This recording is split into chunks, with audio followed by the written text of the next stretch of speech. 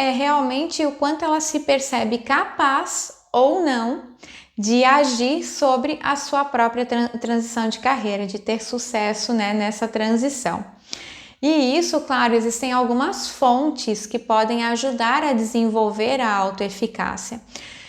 Esse nível, né, o quanto a pessoa se percebe autoeficaz, vai impactar, claro, no resultado final, mas impacta inclusive na forma como ela olha esse processo de transição, se ela vai se manter, né, ou se ela vai manter a decisão dela até o fim desse processo de transição, de realmente fazer o processo de transição, ou se ela vai desistir no meio do caminho, sabe? Como que ela encara os obstáculos, as dificuldades do processo de transição de carreira, os desafios, né, que ela pode encontrar pela frente e até as facilidades desse processo.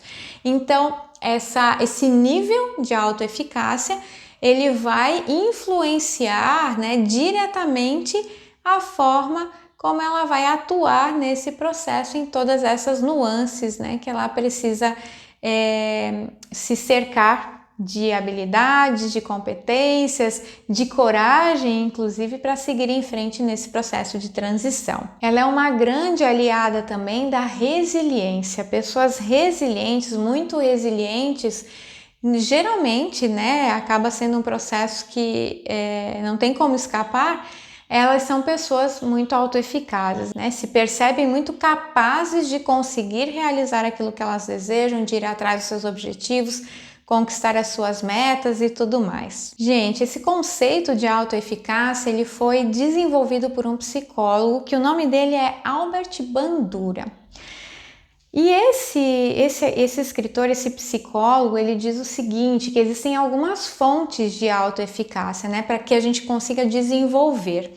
Uma dessas fontes é a experiência de êxito. O que é experiência de êxito? Experiência de êxito é a própria experiência da pessoa, né? Aquilo que ela faz e que dá muito certo, e que ela tem bons resultados, e que ela vê que teve sucesso naquilo ali. Então é a experiência do próprio indivíduo, da própria pessoa que faz esse processo de transição. Se ela já passou por outros processos de transição de carreira que deram certo e que foram, né, tiveram sucesso, ela ficou feliz com isso, caminhou tudo da forma que ela desejava, essa experiência vai com certeza fortalecer a autoeficácia dela para um novo processo de transição de carreira. Ela vai acreditar com certeza muito mais nela, né, de que ela é capaz de fazer um novo processo e que esse tenha um bom resultado também, assim como teve os outros. Então, a experiência as experiências que são principalmente as positivas, elas vão impactar positivamente também na autoeficácia e, claro, o contrário também é verdadeiro. Quando as experiências não foram positivas, se ela já passou por alguma situação que não foi legal, ela passou por uma transição que ela teve dificuldades, que ela não se adaptou depois que ela fez o processo de transição, isso vai impactar também, né, no autoconceito dela, né, no nível que ela se considera autoeficaz. Então, experiência com êxito é fundamental para que a pessoa fortaleça a sua autoeficácia com êxito, tá? A experiência em si, ela vai interferir, ela vai impactar esse processo de autoeficácia. Uma outra fonte, né, que pode fortalecer a autoeficácia também é chamada de aprendizagem vicária. A aprendizagem vicária é quando as pessoas aprendem com outras pessoas, veem outras pessoas fazendo a mesma coisa que ela quer fazer, né? Acompanham, às vezes, não só pessoalmente, mas assistindo a vídeos, a cases, né? A histórias mesmo, elas percebem ali que as pessoas tiveram sucesso e ela aprende com aquelas pessoas ali também, porque ela começa a se identificar algumas habilidades que aquela pessoa teve e que ela também tem, e que, poxa, se a pessoa conseguiu, né, nas condições que ela tinha, ela também é capaz de conseguir. Então, isso também é uma outra fonte que pode fortalecer essa relação, né, o autoconceito dela sobre a sua autoeficácia. Um outro ponto também é a persuasão verbal. Persuasão verbal é quando alguém te dá um feedback positivo de alguma coisa, né, ou negativo, mas a gente está falando naquilo que fortalece, no sentido positivo do negócio. Então, vamos lá. Quando alguém vem te dar um feedback positivo de algo que tu fizesse bem feito, às vezes é o teu chefe, né, o teu gestor, às vezes é o teu colega mesmo de trabalho, às vezes é alguém da tua família, às vezes é o teu marido, às vezes é a tua esposa, né?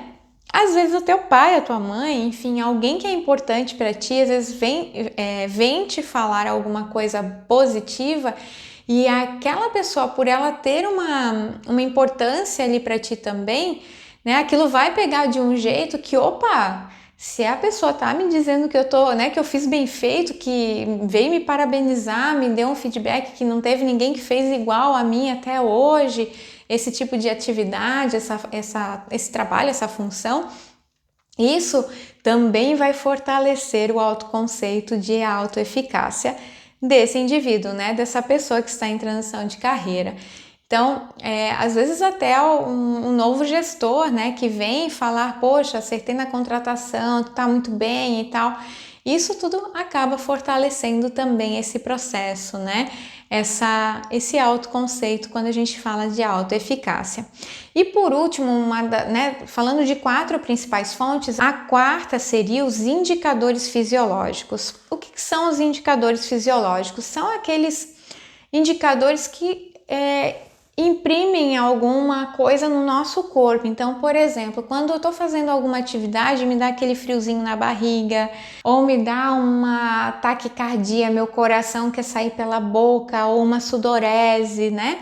Esses indicadores fisiológicos, a forma como a pessoa observa isso, se ela entender que ela tá ali para dar uma palestra, por exemplo, e o coração dela tá disparado, se ela entender que aquela questão do coração disparado é só um processo natural e passageiro, que daqui a pouco ela vai entrar na palestra e vai dar tudo certo, isso vai aumentar e fortalecer a autoeficácia dela.